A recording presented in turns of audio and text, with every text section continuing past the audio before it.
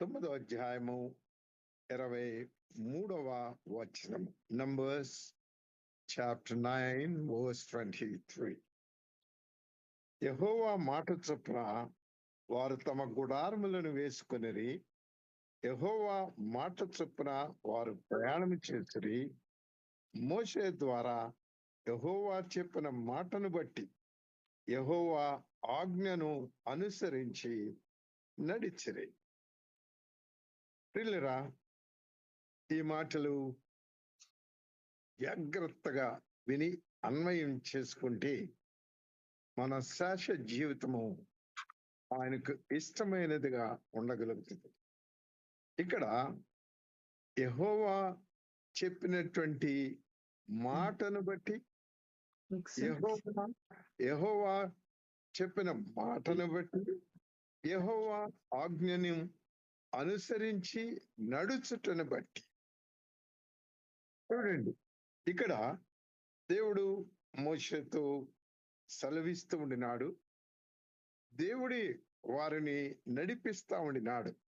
ఎలాగునా చూడండి, ఆ మేఘము 21వ వచనంలో మేఘము సాయంకాలం మొదలుకొని ఉదయం వరకు నిలిచిన ఉదయం ముందు ఆ మేఘము పైకెత్తబడగానే వారు ప్రయాణం చేసి పగలేమి రాత్రి ఏమి ఆ మేఘము పైకెత్తబడినప్పుడే వారు ప్రయాణం చేసింది. వినారా, ఆ మేఘము అనగా దేవుని యొక్క సన్నిధి వారిని నడిపించినది. ప్రియులారా, అది చాలా అద్భుతమైనటువంటి ప్రయాణం. 40 సంవత్సరాల ప్రయాణం. ఓ భక్తుడు అన్నాడు, we start strong to finish strong, making every moment count. మనము బలముతో ఆరంభించి బలముతో ముగించాలి. And making every moment count, ప్రతి క్షణాన్ని కూడా లెక్కించుకుంటూ ప్రతి క్షణాన్ని లెక్కించుకుంటూ మన ఇహలోక యాత్ర, మన శాశ్వత జీవితము ఎంతో మనకు తెలియదు. అది మనకు గుప్తమైనది. అది ఆయన మనకు తెలియచేయలేదు. కాబట్టి మేకింగ్ ఎవ్రీ మూమెంట్, ప్రతి క్షణము కూడా ప్రయోజనకరముగా వాడుతూ మన ఇహలోక యాత్రను మనము కొనసాగించవలసి ఉంటుంది. ఇంకొక విషయం ఏమిటంటే, సంఘము ఎత్తబడేటటువంటి ఆ క్షణము ఏదో మనకు తెలియదు. అది కూడా గుప్తముగానే ఉంటుంది. ఆ ఎత్తబడే సూచనలు మాత్రము మనకు ఉంటున్నాయి. కాబట్టి we must make every moment, making every moment count. ప్రతి క్షణము లెక్క పెట్టుకుంటూ. ఎందుకంటే ఇంకొక ఆయన అన్నారు, time is money, you can spend only once. అర్థమవుతుందా? ఒక్కసారే ఖర్చు చేయగలుగుతా అంటే the time is going, it will never come back. Time is not a soiled note because it is not frequently used. అర్థమవుతుందండి? సమయము అనేటటువంటిది మురిగికైపోయి చిరిగిపోయినటువంటి నోట్ కాదు. కనుక మన జీవిత యాత్ర ఎప్పుడు ఆరంభమైంది? నీ జన్మ దినమున అది ఆరంభమయ్యి మన మరణ దినమున అది ముగించుచున్నాము. కానీ ఈ ఇహలోక యాత్ర ఇక్కడ ముగుస్తుంది. కానీ పరలోక యాత్ర మన మరణము ఆ దినము మొదలుకొని ఆ పరలోకములో ఆ యాత్రలో మనం ప్రవేశిస్తాము. చూడండి, దేవుని యొక్క వాక్యములో 1 పేతురు 2వ అధ్యాయము 11వ వచనంలో, ప్రియులరా, మీరు పరదేశులను యాత్రికులనై ఉన్నారు గనుక ఆత్మకు విరోధముగా పోరాడు శరీర ఆశలను విసర్జించి. ఇక్కడ ఒకటే మాట, మీరు పరదేశులను యాత్రికులను అయ్యున్నారు.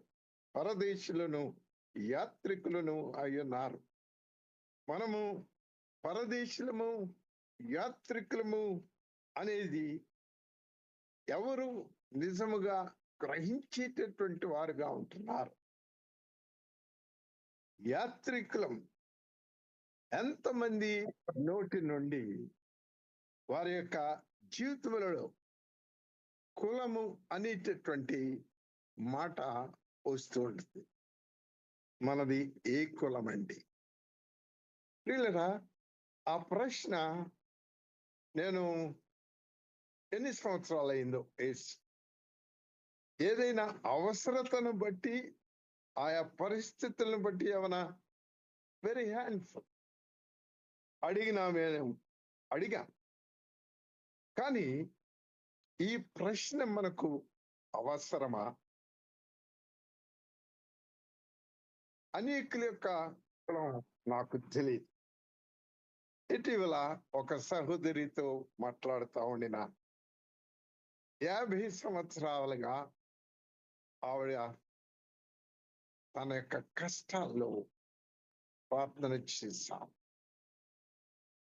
ఆమె యొక్క బాధలు అవి అసలు చెప్పలేనటువంటి అంత భయంకరమైన పరిస్థితులు. ఆమెతో కలిసి ప్రార్థనలు చేశాం. అయితే మొన్న మాట్లాడుతూ, ఈ యానివర్సరీకి ఆవిడ వచ్చింది, మాట్లాడుతూ నేను ఆమెతో అన్నాను, అమ్మా 50 సంవత్సరాల నుంచి నీ కులం నాకేదో తెలియదు. ఎందుకంటే కొంతమంది విషయంలో మాట్లాడతారు. అర్థమైందా? అప్పుడు ఏదో మా పూరు తెలీదు అని చెప్పుకొచ్చింది. కానీ ఐ డు నాట్ నో. ఆమె కొరకు ఎంతో ప్రార్థన చేస్తాము, పెండ్లిళ్ళు చేస్తున్నాము. ఆ పెండ్లిళ్ళ సమయంలో కూడా వాళ్ళ ఒక ఆమె కులం పట్టించుకోకుండా లంగర్ హౌస్ లో పెళ్లి చేసుకున్నారండి. ప్రియులు విన్నారా? ఏమిటి మనలో చాలా మందిలో ఆ కులం అనేటటువంటిది కుళ్ళిపోలేదు. అది కుళ్ళిపోతేనే, అది చచ్చిపోతేనే మనము ఆత్మీయముగా జీవించగలుగుతాము. చచ్చిన విత్తనము వలె కులం ఉండాలి. ప్రియులారా వినండి, ఆర్ఆర్కే మూర్తి గారు అంటా ఉండేవారు, మన కులం ఏమిటండి అని అంటేనంట యాత్రి కులం. యాత్రి కులం అంట మంది. అంటే అది చాలా సత్యము. అబ్రహాం యొక్క ప్రయాణం, ఇశ్రాయేలీల యొక్క ప్రయాణము 40 సంవత్సరాలు. దాని సంగతి తర్వాత వద్దాము. ఆదికాండము 12వ అధ్యాయము 4వ వచనంలో ఇక్కడ సేమ్ వర్డ్ మనం చూస్తాం. చూడండి, యెహోవా అతనితో చెప్పిన ప్రకారము అబ్రాము వెళ్ళాను. అక్కడ యెహోవా మాట చొప్పున, యెహోవా ఆజ్ఞ చొప్పున వారు ప్రయాణం చేస్తారు. ఇక్కడ అబ్రాము ప్రయాణము కూడా ఎలా ఉంది? యెహోవా అతనితో చెప్పిన ప్రకారము. ప్రియులరా, మనం అంటాము తండ్రి అయినటువంటి అబ్రహాము విశ్వాసులకు తండ్రి అని చెప్తుంటాం. అయితే విశ్వాసులము అనుకునే వారందరూ ఆయన కుమారులు, ఆయన కుమార్తెల. విశ్వాస విషయంలో మనము అబ్రాము లేక అబ్రహాము ఆశీర్వదించబడిన అబ్రహాము యొక్క సంతానమైన పిల్లలమైన ఆయన యోహాను సువార్త 1వ అధ్యాయము 12వ వచనంలో ఆయన మనకు ఎలాంటి అధికారమును అనుగ్రహించినాడు? ప్రియులరా, యోహాను సువార్త 1వ అధ్యాయము 12వ వచనం, తన్ను ఎందరు అంగీకరించరు వారందరికీ కూడా ఆయన ఏం చేసినారు? కుమారులకు తన నామముందు విశ్వాసించిన వారికి దేవుని పిల్లలగుటకు ఆయన అధికారం అనుగ్రహించినారు. It is an authority. ఆయన మనలను అథారిటేటివ్ గా పిల్లలు అని పిలవటానికి మన ముందు ఉంచబడినటువంటి మాదిరి. అబ్రహాము ఎన్నోసార్లు విన్నాము. మనము ఆ విశ్వాసానికి తగినటువంటి రీతిలో మనం ఉంటూ ఉన్నామా? చూడండి, ఆయన నడిపించినటువంటి నడిపింపు చాలా ఆశ్చర్యంగా ఉంటుంది ప్రియులరా. ఆయన మార్గములు, ఆయన నడిపించేటటువంటి మార్గములలో నిసి మా అమ్మాయికి ఫస్ట్ బర్త్డే, వాళ్ళమ్మ వైట్ ఫ్రాక్ కొంది, వైట్ సాక్స్ కొన్నాము, వైట్ షూస్ కొన్నాము. అయితే అప్పుడు సనత్ నగర్ తీసుకుని వెళతా ఉన్నాం. బ్రదర్ ఇమ్మాన్యుయల్ గారని ఆయన ప్రార్థన చేయాలి అని తీసుకుని వెళతా ఉండినాము. కొంచెము తుప్పర్లు పడతా ఉండినవి. వెళుతూ ఉంటున్నప్పుడు అక్కడికి చేరుకున్నాం సనత్ నగర్. అదే అప్పుడు 2 వీలర్ వెళుతా ఉంటే అక్కడికి వెళ్ళాక ఒక షూ కనిపించలేదు, ఒకటే ఉంది. మరి ఎట్లాగండి? నేను బాధపడ్డాను. ప్రభువా, ఈ విషయంలో నీ చిత్తం నేను చేయలేదా? నేను నీ చిత్తం చేస్తే మాత్రం ఆ షూ దొరకాలి అని ప్రార్థన చేశాను ప్రయాణంలో. అయితే వెళ్ళాము, అక్కడ ప్రార్థన అయిపోయింది. రాత్రి తిరిగి వస్తా ఉన్నాం. ఎక్కడైనా వెళ్ళిన దారిలోనే వస్తా ఉన్నాం. ఎక్కడైనా కనిపిస్తుందా, ఎక్కడైనా పడిందా అని వెతుకుతా వస్తూ ఉండినా. ప్రియులరా, ఆ మా ఇంటికి చేరకముందు జస్ట్ కొన్ని పర్లాంగుల దూరంలోనే ఆ ఎలక్ట్రికల్ లైట్ క్రింద అది మెరుస్తా ఉంది, ఆ తెల్లది. విన్నారా? ఓకే ప్రభువా, మీ యొక్క చిత్తముతోనే ఈ కార్యము చేసినానన్న మాట. చూడండి ప్రియులారా, ఆయన మాట చొప్పున యాత్ర చేసే జీవితాలు అవి చాలా ధన్యకరమైనవి. ఇశ్రాయేలీయుల ప్రయాణం, అబ్రహాం యొక్క ప్రయాణము, అవి ఎలాగున ఆ ధన్యకరమైనటువంటి యాత్రలలో మన యొక్క యాత్ర జీవితాన్ని ఇతరులకు కూడా పంచుకోగలుగుతాము. వినారా? బుల్లిద్ జాన్ గారు అని ఉండేవారు. ఈ సంఘటన మీలో చాలా మందికి తెలుసు. ఒక దినాన్న ఆయన ఏదో ఉద్యోగ కూటాలని తిరిగి రావడము, తిరిగి వస్తున్నట్టుగా ఉన్నారు. అప్పుడు ట్రైన్ లో ఆయన కూర్చున్నటువంటి ఆ ఆపోజిట్ లో ఉన్నటువంటి వారు, మీ మీద ఎవరో తెల్లగా మెరుస్తూ కూర్చుని ఉన్నారండి అని చెప్పారు. అవును, నేను యేసు ప్రభువును మోసే గాడిదను అని చెప్పాను. ప్రయాణములో సైతము ఎలాగూ ఆయన తనను నడిపించేటటువంటి ఆయన విషయమై మాట్లాడగలిగినారు. దానియేలు గారి విషయం కూడా మనం చెప్పకుండా ఉండలేము, మేలు పొందుకున్నాము. అయితే ఒక దినాన్న వారి బంధువులు US లో కాబోలు ఉండినారు. వారు 2 కర్చీఫ్స్ అక్కడి నుంచి పంపించారట. ఆ 2 కర్చీఫ్స్ ఒకటేమో తన కజిన్ బ్రదర్ కి ఇవ్వాలి, ఇంకోటేమో ఆయన తీసుకోవాలి. అప్పుడు ఆ సిల్క్ ఒకటట, కొంచెం కాటన్ లాగా ఉన్నది ఇంకొకటట. ఆ సిల్క్ గా ఉన్నటువంటిది ఆకర్షణీయంగా ఉందట, చాలా బాగుందట.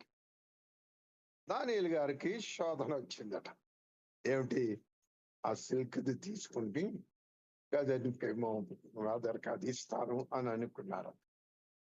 అయితే ప్రభువు చెప్పారు, ఆ సిల్క్ అతనికి ఇచ్చేలే, నువ్వు ఆ మిగిలినటువంటిది ఆ కాటన్ లాంటి తీసుకో అని అన్నారు. సో అలాగా ప్రభు అని ఇచ్చేసారు. అయితే కొద్ది రోజులకి ఆయన చర్చికో ఎక్కడికో వచ్చినప్పుడు ఆ ఖర్చు పట్టుకుని ఇట్లా పీకుతా ఉన్నారు. అది ముక్కలు అయిపోతా ఉండిందంట. విన్నారా ప్రియులరా? ఆయన మాట చొప్పున నడుచుట, యెహోవా మాట, యెహోవా ఆజ్ఞ చొప్పున ఇశ్రాయేలీల యొక్క ప్రయాణం జరిగినది. నా జీవిత యాత్రలో కూడా ఎన్నోసార్లు ఆయన మేలులు చేస్తాను. నేను హైదరాబాద్కు నేను సర్దుమా చేయటానికి రావాలి, జగిత్యాలని. అక్కడ ప్రమోషన్ మీద నేను వెళ్ళాను.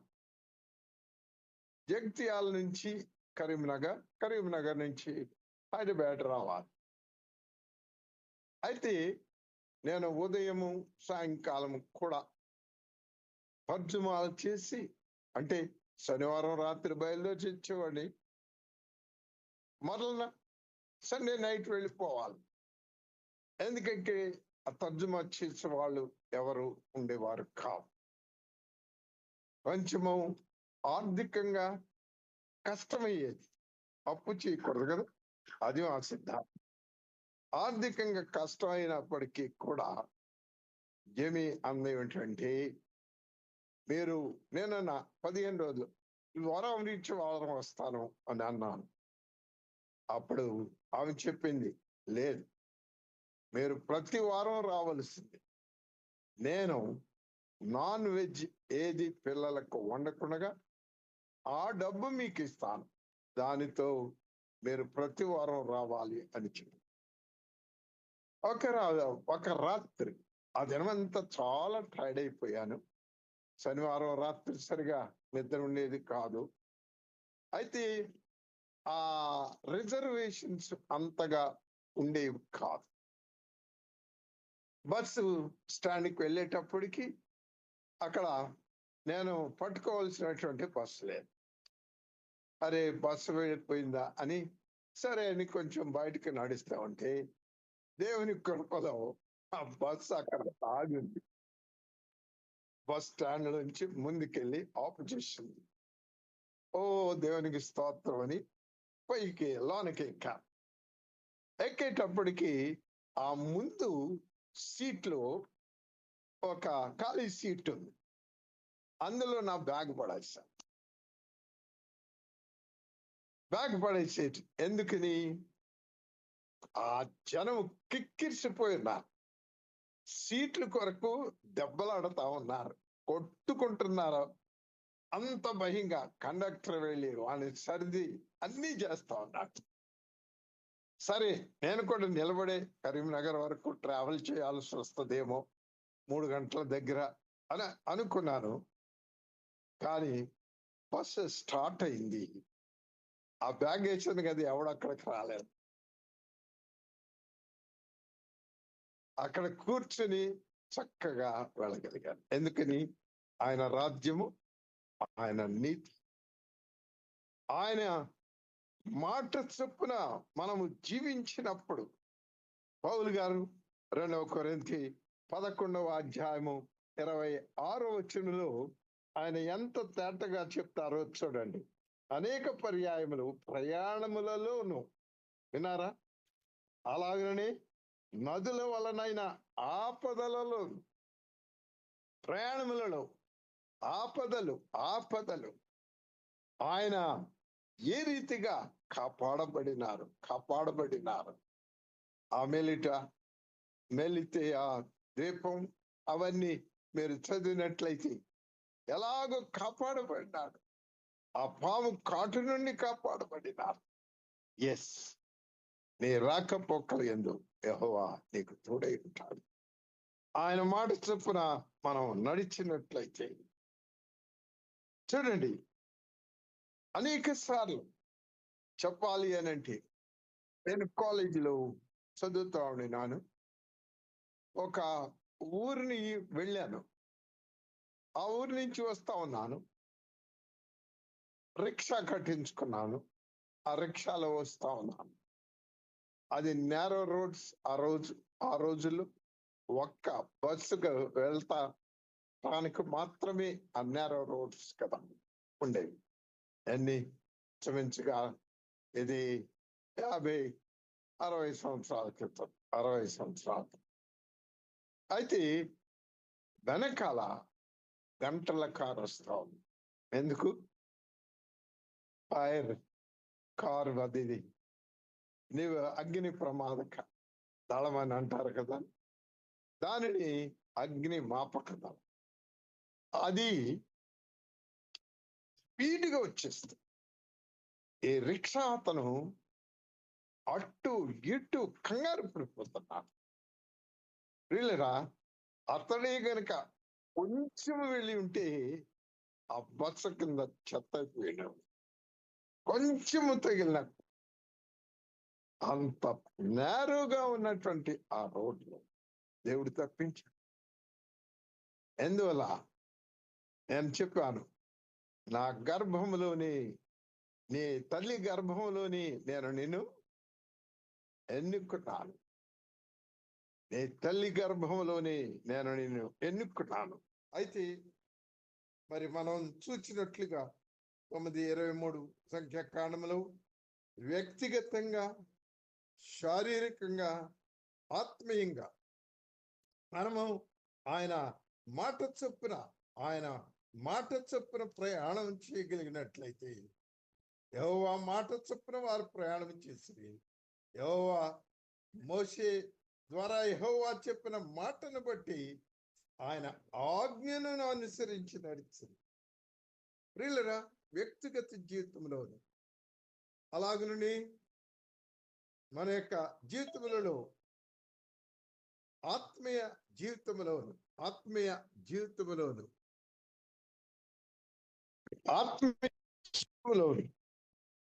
మన యొక్క ప్రయాణములు, మన యొక్క కుటుంబ జీవితంలో ప్రయాణము చేయగలమా?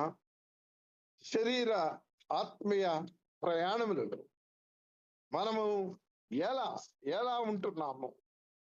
ప్రసంగి 4:9 ఒంటిగాడై ఉండుట కంటే ఇద్దరు కూడి ఉండుట మేలు.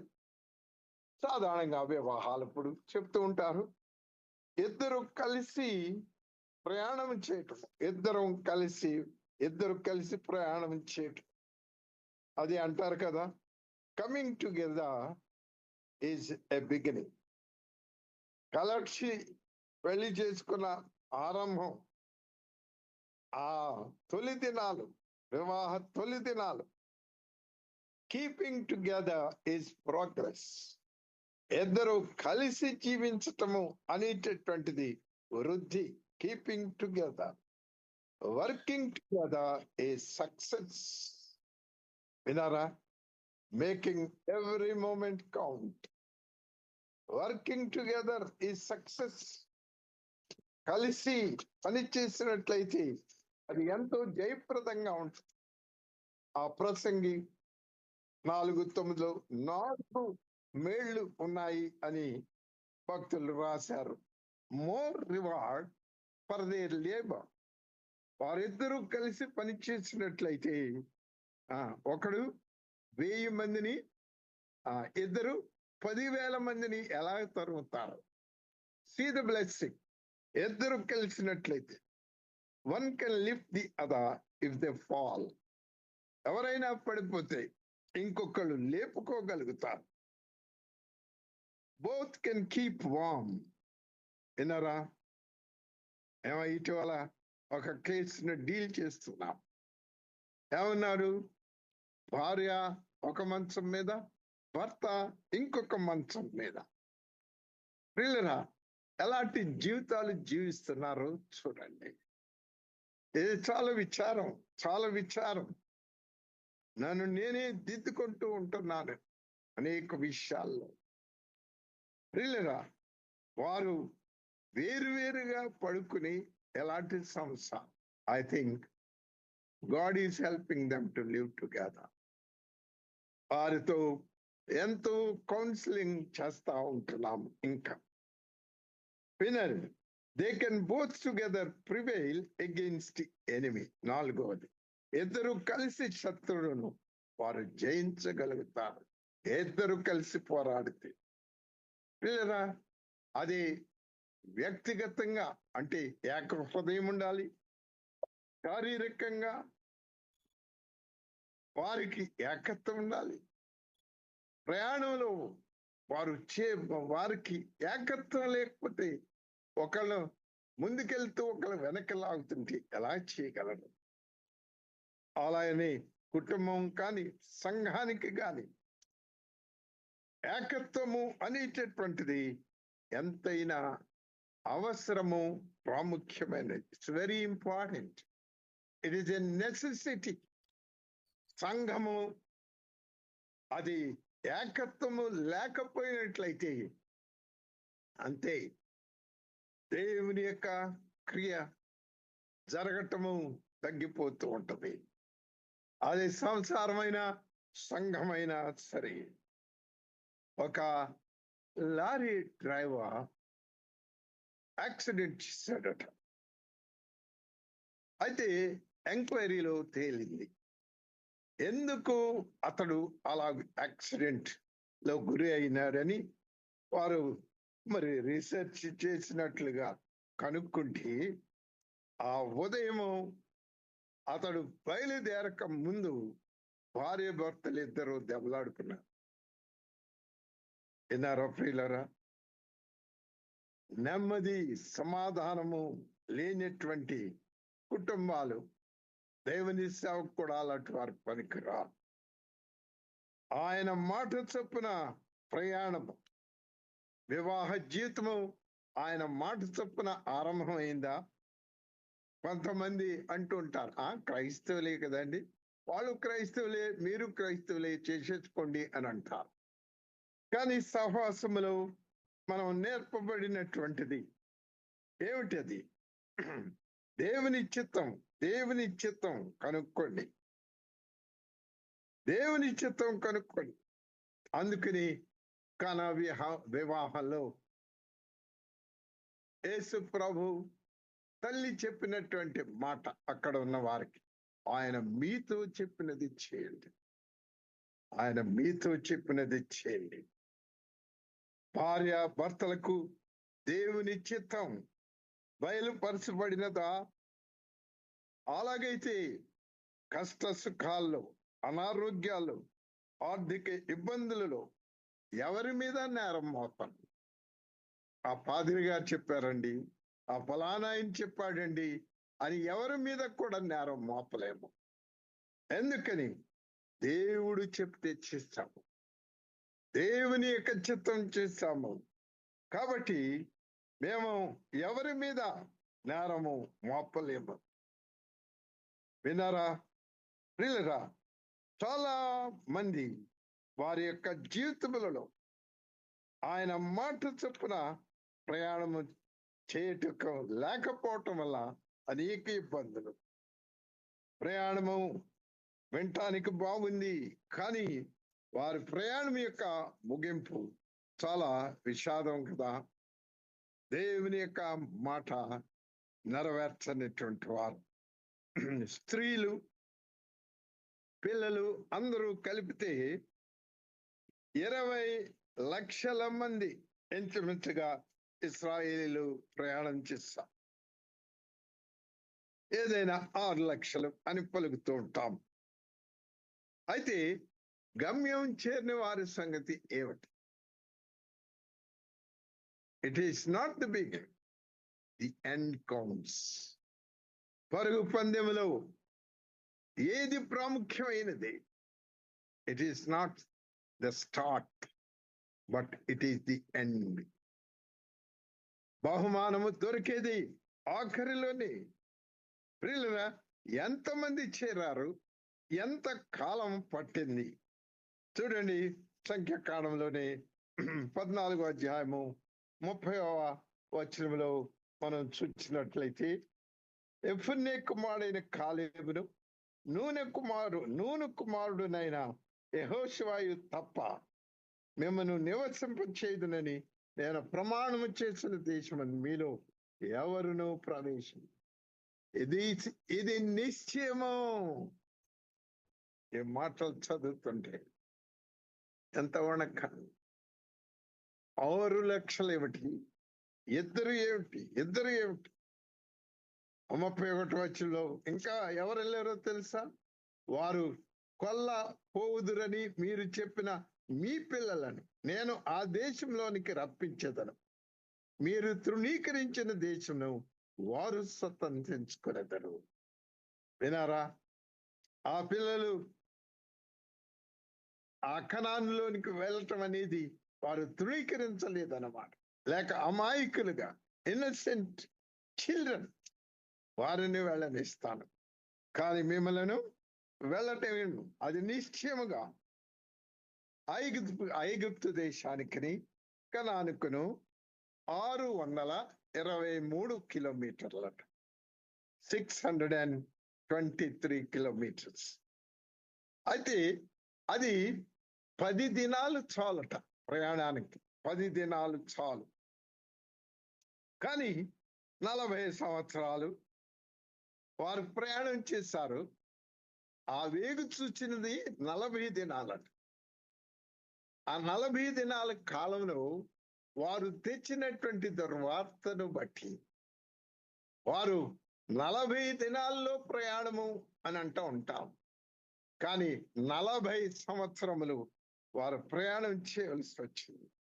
34వ వచనంలో మనం చూస్తాం, మీరు ఆ దేశంలో సంచరించి చూచిన 40 దినముల లెక్క ప్రకారం దినమునకు 1 సంవత్సరం 40 సంవత్సరములు మీ దోష శిక్షను భరించి నేను మిమ్మల్ని రోసివేసినట్లు తెలుసుకోండి. వణుకు కన్నీరు పుట్టించి 40వ వచనంలో వారు ఉదయం లేచి ఆ కొండ మీదకి ఎక్కి చిత్తమండి మేము పాపం చేసిన వారు యెహోవా చెప్పిన స్థలమునకు వెళ్ళిదము అన్నాడు. ఇది ఎలా? మీరు యెహోవా మాట మీరుచున్నారేమి? ముందు యెహోవా మాట చొప్పున నడిచారని ఇక్కడ యెహోవా మాటను మీరుచున్నారు. వారి పశ్చాత్తాపము అది లోతైన పశ్చాత్తాపము కాదు అని కామెంటేటర్స్ రాస్తున్నారు. దుఃఖించారు, కానీ it was a false repentance అని అన్నాం. 40 సంవత్సరములను ఏం చేశారు? 40 సంవత్సరాల్లో చాలా విషాదకరమైన మాట ఏంటో తెలుసా? 78వ కీర్తనలో చూడండి ప్రియులరు. 78వ కీర్తన 56వ వచనము. 78వ కీర్తన 56వ వచనము. ఇక్కడ చూడండి, వారు మహోన్నతుడైన దేవునిని శోధించి తిరుగుబాటు చేసి ఆయన శాసనములను అనుసరింపకపోయిరి. వినారా? శాసనములు అంటే ఆజ్ఞ. వారు దేవుని శోధించినారు. ఎంత విచారము ప్రియులారా! ఆయన వారిని ప్రేమించి వారికి కావలసినవన్నీ కూడా ఇస్తూ ఉండినటువంటి దేవుని అది అనేక సార్లు ఇది లేదు అది లేదు గొణుగుడు సణుగుడు. 41వ వచనము, మీరు యెహోవా మాట మీరుచున్నారేమి అది కొనసాగదు. యెహోవా మీ మధ్యలో లేడు గనుక మీ శత్రుల ఎదుట హతము చేయబడు. మీరు సాగిపోకడి, మీరు ప్రయాణం చేయొద్దు. దేవుడు మీతో కూడా లేడు. ఏలైనగా 43 వచనం, అమాలేకీయులు కనానీయులు మీకంటే ముందుగా అక్కడికి చేరి ఉన్నారు. మీరు ఖడ్గము చేత కూలుదురు. మీరు యెహోవాను అనుసరించడం మానితిరి గనుక ఇక యెహోవా మీకు తోడై ఉన్నాడని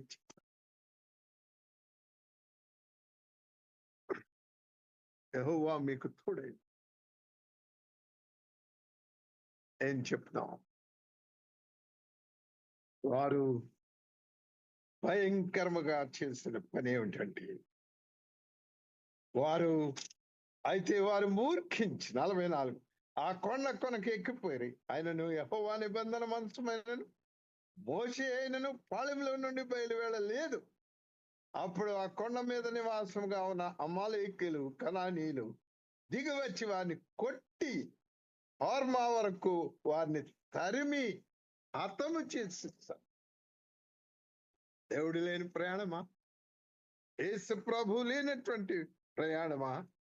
ప్రియులారా, అందుకని మోషే అడిగినాడు.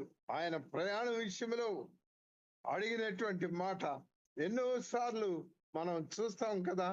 33వ అధ్యాయంలో నిర్గమకాండము 33వ అధ్యాయం 14వ వచనంలో ఏమంటున్నాడు? అందుకు ఆయన, నా సన్నిధి నీకు తోడుగా వచ్చును, నేను నీకు శ్రాంతి కలుగు చేసేదను.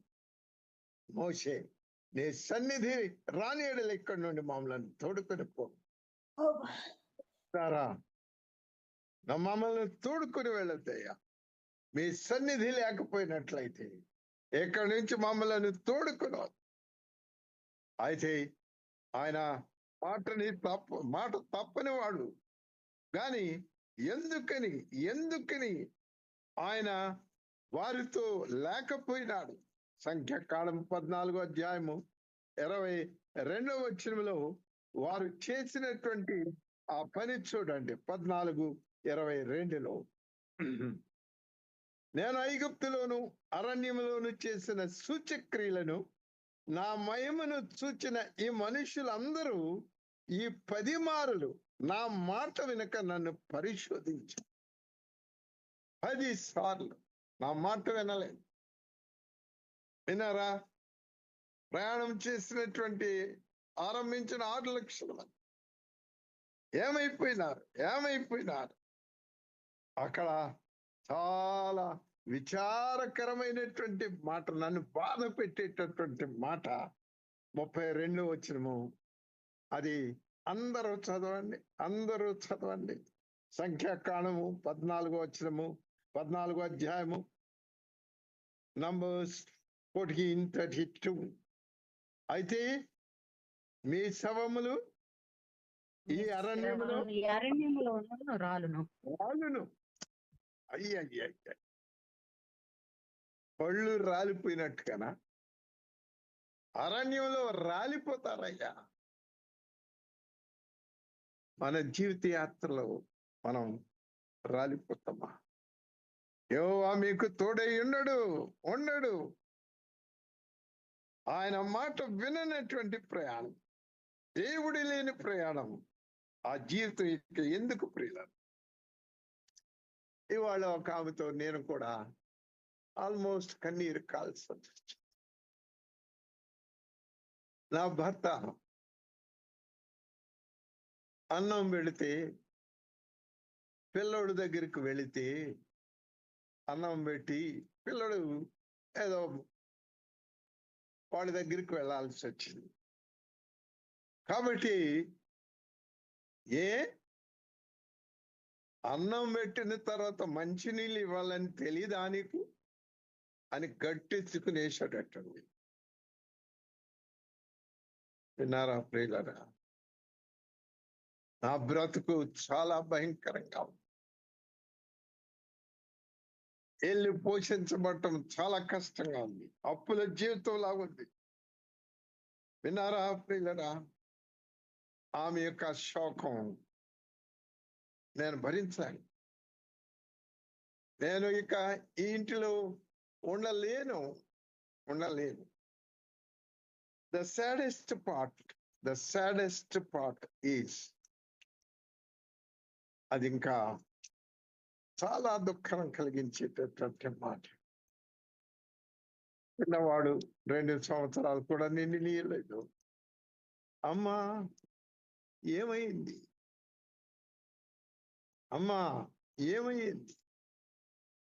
ఏం చెప్తా చెప్పండి. నేను వింటా ఉన్నాను. అచ్చనవాడు, అమ్మా ఏమైంది? ఇదా కుటుంబముల యాత్ర? ఇదా సంఘముల యొక్క యాత్ర? చూడండి, అందుకని ఆయన అన్నారు 33:3 నిర్గమకాండంలో, మీరు లోబడనల్లని ప్రజలు కనుక నేను మీతో కూడా రాను, త్రోవలో మిమ్మల్ని సంహరించదనేమో అని మోషేతో చెప్పి, నేను మీతో కూడా రానయ్యా, మిమ్మల్ని త్రోవలో సంహరిస్తాను. అయిపోయింది, ఆ మాట నెరవేరిపోయింది. ఎంత విచారకరమైనటువంటి మాటలు చూడాలి. ఇవి చాలా లోతుగా మనం ధ్యానించుకోవాలి. ఏదో ఆన్లైన్ లో విని మరిచిపోకండి. వారు సంహరించబడిన ఈ లోకయాత్రలో, ఈ వివాహ యాత్రలో ఎవరు నీకు తోడుగా ఉన్నారు? నీకు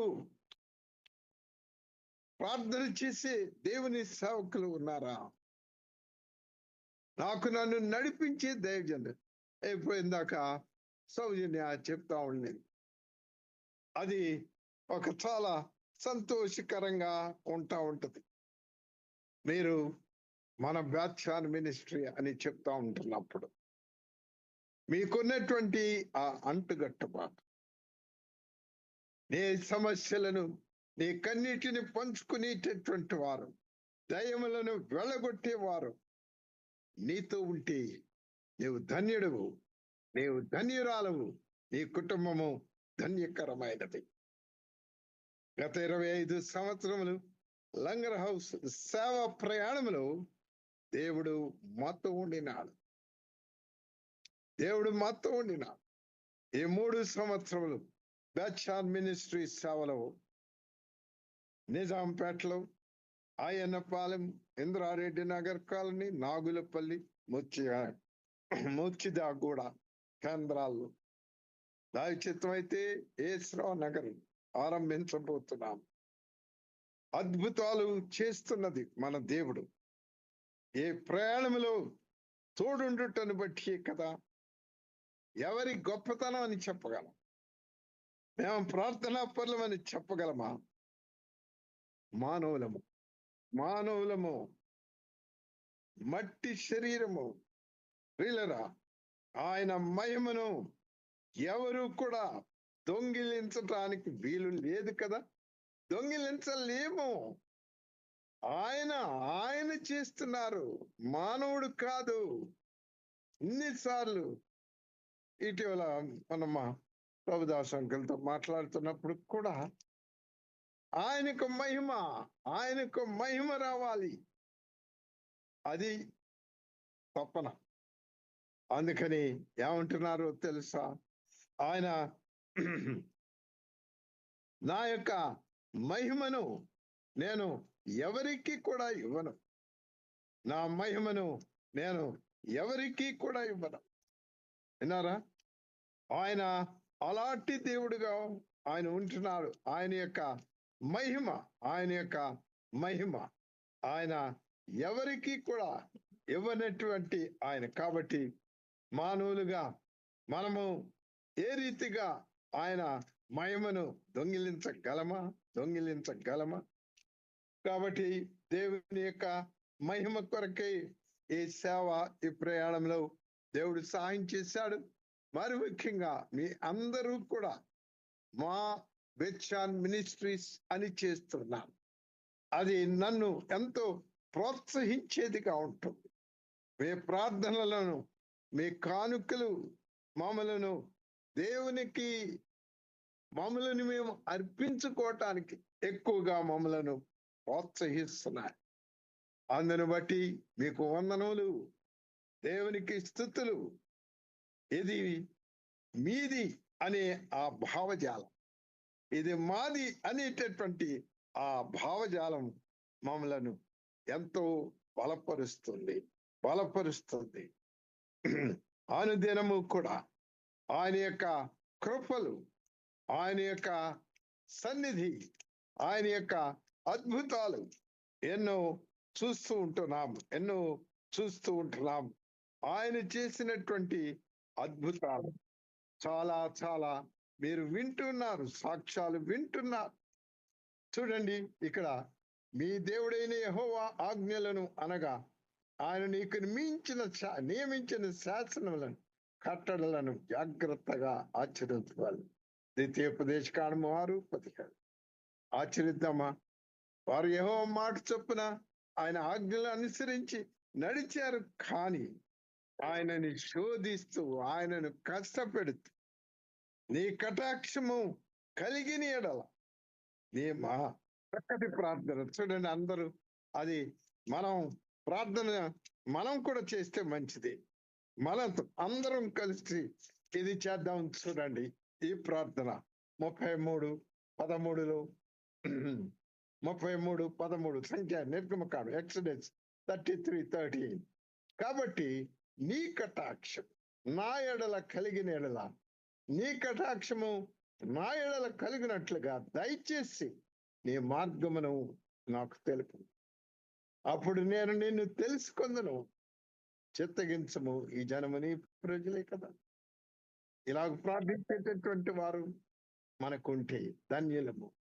ఏమంటున్నాడు? దయచేసి నీ మార్గము నాకు తెలియచ్చు. నీ వైవాహిక శాశ్వత జీవితంలో, మన వ్యక్తిగత శాశ్వత జీవితములలో ఈ ప్రార్థన చేసుకుందాం. నీ మార్గమును నాకు చూపించు ప్రభా. ఆయన మార్గములు హోషేయ 14:9. యెహోవా మార్గములు చక్కనివి, నీతిమంతులు దానిలో ప్రయాణం చేస్తారు. యెహోవా మార్గములు చక్కనివి, నీతిమంతులు నడుస్తారు.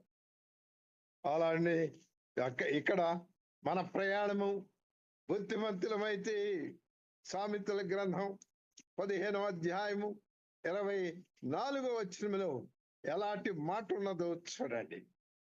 క్రిందనున్న పాతాళములు తప్పించుకొనవలని బుద్ధిమంతుడు పరలోకమునకు పోవు జీవ మార్గమున నడుచుకొనెను. ఎవరు? బుద్ధిమంతుడు. ఎక్కడ? క్రిందనున్న పాతాళము తప్పించుకొనవలని బుద్ధిమంతుడు పరలోకమునకు పోవు జీవ మార్గములో నడుచుకొని. ఇదండి మనం నడిచేటటువంటిది జీవ మార్గము. అందులో ఏముంది? సామెతలు 35:8-9, యెషయా గ్రంథము 35:8, ఐజయా 35:8-9 ఎంత చక్కగా ఉందో చూడండి. ఆయన మార్గాలు, అక్కడ దారిగా ఉన్న రాజమార్గము ఏర్పడను, అది పరిశుద్ధ మార్గం అనబడును. అది అపవిత్రులు పోకూడని మార్గము, అది మార్గమున పోవారికి ఏర్పరచబడను. 3 లైనను దానిలో నడుస్తూ త్రోవ తప్పక ఎందరు. అక్కడ సింహం ఉండదు, క్రూర జంతువులు దాని ఎక్కవు, అవి అక్కడ కనబడవు. విమోచించబడిన వారే అక్కడ నడుచుతారు. యెహోవా విమోచించిన వారు పాటలు పాడుతూ తిరిగి సియోనుకు వచ్చేద్దరు. వారి తలల మీద నిత్యానందముడును. వారు ఆనంద సంతోషములు గల వారే వచ్చేద్దరు. దుఃఖము నిట్టూర్పును ఎగిరిపో. ఆనందము సంతోషము నిండినటువంటి ఆ మార్గము, 3 లైన దానిలో నడుచు తప్పిపోయినటువంటి ఈ మార్గము, అది ఎంత గొప్ప మార్గం.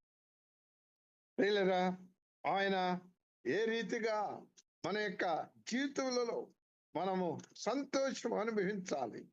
మనము దుఃఖ సాగరములో ఉండకూడదు. వారొక 107:7 ఒక చక్కటి మాట. వారొక నివాసపురము చేరినట్లు చక్కని త్రోవలో ఆయన వారిని నడిపించదు. యెహోవా మార్గములు ఎలాగ చెప్పాను ముందు, అవి యెహోవా మార్గములు, అవి చక్కటివి. నీతిమంతులు దానిలో నడుస్తారు. ఆయన చక్కని త్రోవలలో ఆయన వారిని నడిపించను. 50వ కీర్తన 17వ కూడా. ప్రియులరా, ఇవన్నీ కూడా నేను త్వరగా మీకు అసలు సత్యమంతా తెలుసుకోవాలి. చూడండి, దిద్దుబాటు నీకు అసహ్యం కదా, సౌజన్య సాక్ష్యాలు మమ్మల్ని గద్దించేవారు ఉన్నారు అని. ప్రియులరా, నన్ను ఏమంటారో తెలుసా? మీకు తెలుసు సిన్క్లేర్ గా. ఆయన నాకు ఒక పేరు పెట్టాడు, ఏమిటంటే ఎస్ పాల్, అంటే సర్జన్ పాల్ అని పేరు పెట్టాడు. సర్జరీ చేసేస్తానని. ప్రియులరా, అవును, నాకు ప్రతి ఒక్కరిని చాలా ప్రేమించాలని ఆశ ఉంటుంది. ఎవరైనా ఒక చిన్న తప్పు చేసినా కూడా చిన్న పామైనా పెద్ద కర్ర ఉపయోగిస్తావచ్చు. ఇష్టమా నీవు నా మాటలను వెనుకకు త్రోసివేస్తున్నా?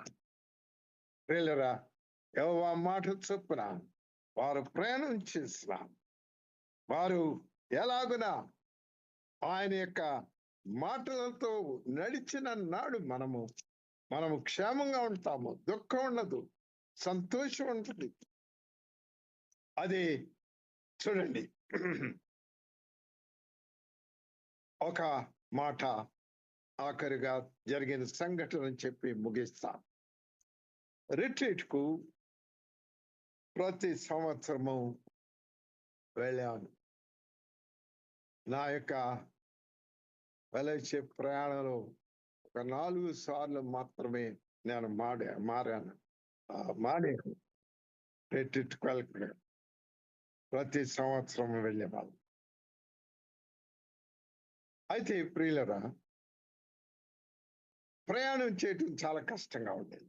రిజర్వేషన్స్ బహు తక్కువగా ఉండేవి. మేము రిజర్వేషన్ లేకుండా ప్రయాణం చేద్దామని అంటే అక్కడ బోగీలు అన్రిజర్వ్డ్ కంపార్ట్మెంట్స్ లో ఏం జరుగుతూ ఉండేది అని అంటే, వీళ్ళు ఈ బ్రోకర్స్ అక్కడ దుప్పట్లు పరిచేసుకుని అవి అమ్ముతూ ఉండేవారు. ప్రతి సంవత్సరం ఇలాగ ఉంది. నేను అన్నాను, ఈసారి మనం ఊరుకోవద్దు, వాళ్ళు అలా చేయటం ఏంటి, మనమే వెళ్ళి ఆక్యుపై చేద్దామని వెళ్ళి ఆక్యుపై చేస్తూ ఉంటుంటే ఆ దుప్పట్లు మేము లాగి పడేస్తా ఉన్నాయి. అయితే ఒకడు, నిన్ను నేను పొడుస్తాను చూడు, నేను ఆ సీసా పెంకుతో నిన్ను పొడుస్తాను చూడు అని వాడేం చేశాడంటే, ఆ డోర్ ఉన్నటువంటి విండో గ్లాస్ లాగ గట్టిగా బలవంతంతో కొట్టి దాన్ని పగలగొట్టి నన్ను పొడవాలని చూచాను.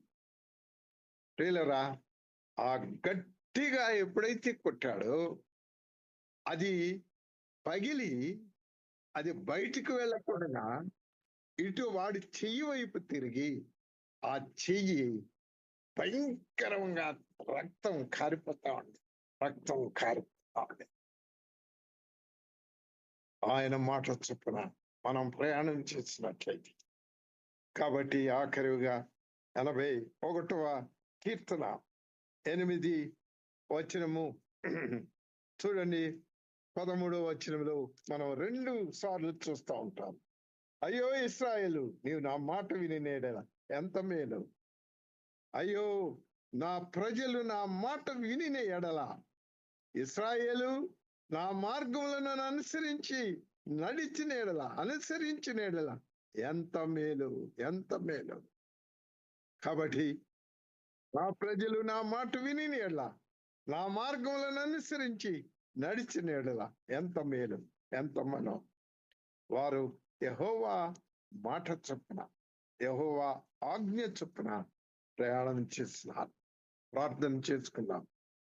నాకు ఇంకొక మీటింగ్ ఉంది, నేను ప్రార్థన చేసి వెళతాను. బ్రదర్ ప్రభుదాస్ గారు, ఇట్ కంటిన్యూ కైండ్లీ ప్రార్థన చేద్దాం. మీకు స్తోత్రాలు. ఒక వర్తమానం కొరకు 8 గంటలు మీ పాదాల మీద పడతాను. ఎందుకంటే నాకు నెత్తోని, నాకు చేత కాదు, ఈ వాక్య జ్ఞానం లేని వాడిని. కానీ ఈ బిడ్డలు ఎంతో చక్కగా నీ మాటలు ఆలకించుంటారు. చెవులు చక్కగా వాక్యం మీద పెట్టి కనుక ప్రభువా, ఈ మాటలు దీవించండి. మా యొక్క వివాహ యాత్రలు, మా శేష జీవితం, వ్యక్తిగతంగా, సంఘంగా, మా శేష ప్రయాణంలో మీరు మాతో ఉండరా. నేను మీతో ఉండనని చెప్తే మా బ్రతుకెందుకయ్యా? మేము ఎలా బ్రతుకుతామయ్యా ఈ లోకంలో? మీరు మాతో రండి అయ్యా. మీరు మాతో ఉంటే క్రూరములు ఉండవు, సింహాలు ఉండవు, గర్జించు సింహం ఉండదు. మేము సంతోషముగా మీరు మా కొరకై ఒక నివాసపురం ఏర్పాటు చేశారు కనుక అందులో మేము ప్రవేశిస్తాం. అలాంటి కృప నిన్న ఈ బిడ్డలందరికీ కూడా దయచేయండి, నాకు దయచేయండి.